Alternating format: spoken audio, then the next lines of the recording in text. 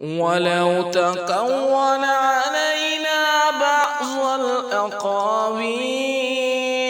لأخذنا منه باليمين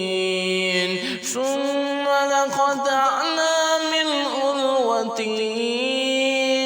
فما منكم من أحد عنه حاجزين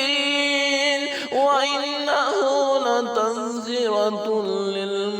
للمتقين وإنا لنعلم أن منكم مكذبين وإنه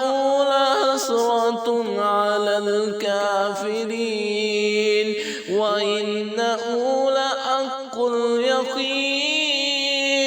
فسبح باسم ربك العظيم.